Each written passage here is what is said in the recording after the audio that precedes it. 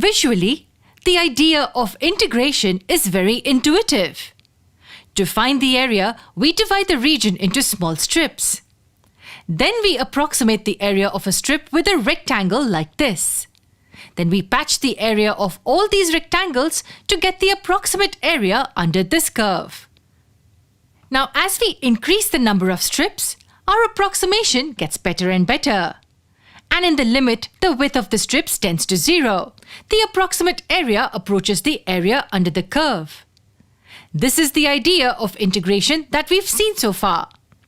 To find the area, we break it into smaller parts and then add the areas of the small parts to get the area of the whole.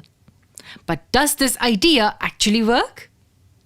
In this video, we will see how to exactly apply this idea to find the area under the graph or curve of a function. Consider this function. Let's say we want to find the area under the graph between x equal to 2 and 6. Can you tell me what is this shape? It's a trapezoid. Even without integration, we know how to find its area. It's equal to the half of its altitude times the sum of its bases. Here the base of this trapezoid will be these two lines and its altitude will be this line. Solving this will give us the area of the trapezoid as 16. But how can we use integration to find this area? Will we get the same answer? Let's see that in the next part of the lesson. How do you think we can find this area using integration? What is the first thing we should do? Correct. We divide this interval into n equal subintervals. Let's denote these subintervals like this. Now notice that the width of this interval is 6 minus 2, that's 4. So the width of any subinterval will be equal to 4 over n. Let's denote it by delta x. This enables us to measure these subintervals in terms of delta x. This means x0 is equal to 2, x1 is equal to 2 plus delta x, x2 will be 2 plus 2 times delta x, and so on. In the end, 6, which is equal to xn, will be equal to 2 plus n times delta x. Now what should we do next? In each subinterval, we find the approximate area under the graph using rectangles.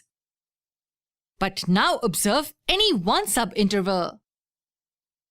We can draw many rectangles here depending on the height we take. So which rectangle should we choose? Notice that the rectangles which cross the graph will have areas closer to the area under the graph. So we should take any rectangle whose height is equal to the value of y corresponding to a point on the graph. For simplicity, let's take the minimum y value in each subinterval as the height of the respective rectangles. We can see that in each subinterval, the value of y corresponding to the left-hand value of x will be the minimum y value.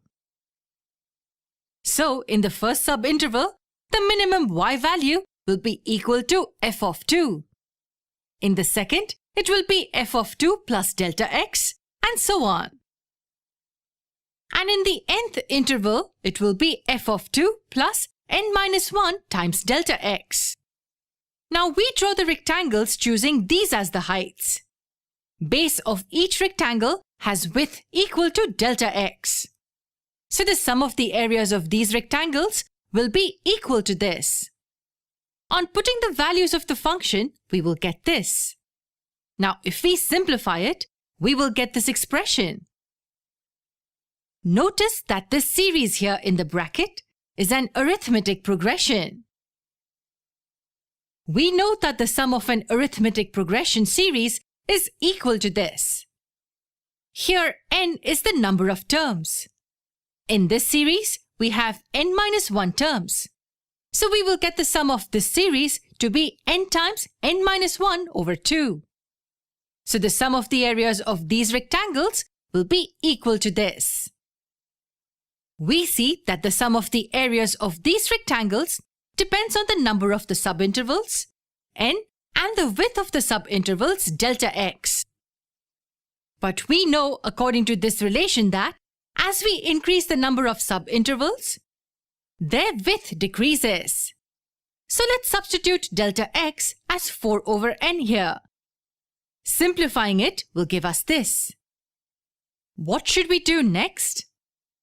Let's observe one particular subinterval. If we divide this subinterval further into two parts and draw the rectangle considering the minimum y value in each, we see that the sum of these areas will be closer to the area under the graph than this area. So this means that to get a better approximation, we have to increase the number of subintervals. Notice that the sum of the area of rectangles now only depends on the number of intervals n. So if we increase the number of intervals, the value of the term 8 over n will decrease. This means that in the limit n tends to infinity, this term 8 over n will approach 0. So the sum of the areas of rectangles will approach the number 16. This is the area under the graph we found out earlier. So we see that in the limit n tends to infinity, the area of these rectangles approaches the area under the graph.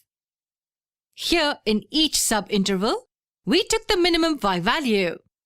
In this case, we can see that the sum of the areas of the rectangles will always be less than the area under the graph. So this sum of the areas of the rectangles is called the lower sum. For this reason, we denote the sum by putting a lower bar. But now what if instead of the minimum y value in each subinterval, we had taken any other y value? Will that also work? What do you think? Let's continue this in the next part.